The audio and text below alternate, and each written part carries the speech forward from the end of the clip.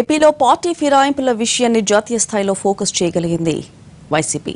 Save democracy పేరుతో 3 రోజుల పాటు ఢిల్లీలో మకాం వేసి జాతీయ పార్టీ నేతలను కలిసిన జగన్ రాష్ట్రంలో నెలకొన్న రాజకీయ పరిస్థితులను వివరించారు. త్వరలోనే మరో విడత ఢిల్లీ వెళతామంటున్నారు వైసీపీ నేతలు.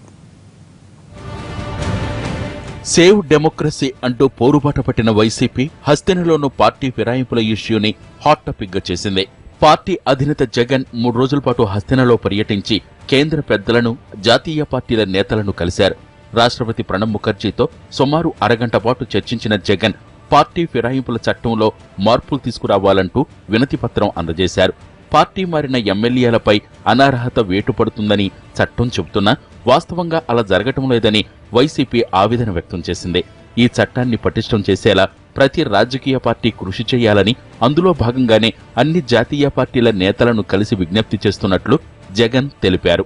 వైఎస్ఆర్ కాంగ్రెస్ పార్టీ టికెట్ మీద గెలిచి తెలుగుదేశం వాళ్ళు ప్రలోభాలు పెట్టి తీసుకున్నారు అని ఆ డిస్క్వాలిఫికేషన్ పిటిషన్ పెండింగ్ లో ఉండగానే మరోవైపు ఒక అడుగు ముందుకేసి వాళ్ళల్లో కొంతమందిని ఏకంగా మంత్రిమండలిలోకే చంద్రబాబు నాయుడు గారు తీసుకోవడం ఎంత మటుకు ధర్మం అని, ఇటువంటివి గాని ఆపకపోతే ఇక ఈ రాష్ట్రంలో జరిగింది ప్రతి రాష్ట్రంలోనూ ఇదే విధంగా జరుగుతుంది.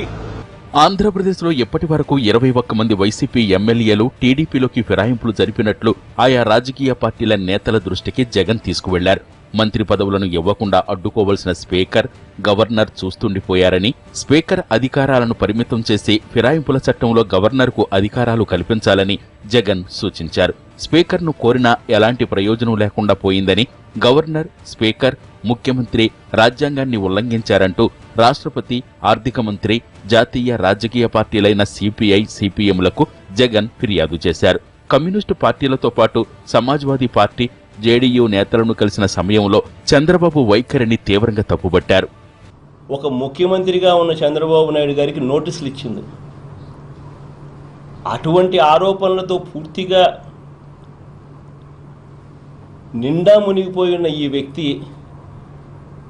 ఈ వ్యక్తి అసలు మాట్లాడే హక్కు, నైతిక హక్కు ఏమాత్రం లేని పరిస్థితి.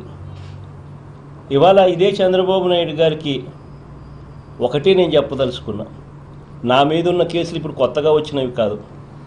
10 ఏళ్ల కిందటనే కేసుల మీద ఎంక్వైరీలు చేశారు. ఎంక్వైరీలు చేసి ఇప్పుడు ట్రయల్ జరుగుతూ ఉంది.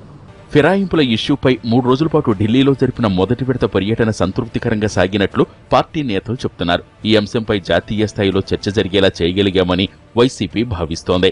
పార్లమెంటు సమావేశాలు ముగిసేలోపు మరోమారు ఢిల్లీ వచ్చి ప్రధాని మోడీ, కేంద్ర ఎన్నికల కమిషన్, కేంద్ర మంత్రులు, మిగతా జాతీయ పార్టీలైన బీజేపీ, కాంగ్రెస్, బీఎస్పీ తదితర పార్టీల నేతలతో సమావేశం కానున్నట్లు పార్టీ వర్గాల సమాచారం.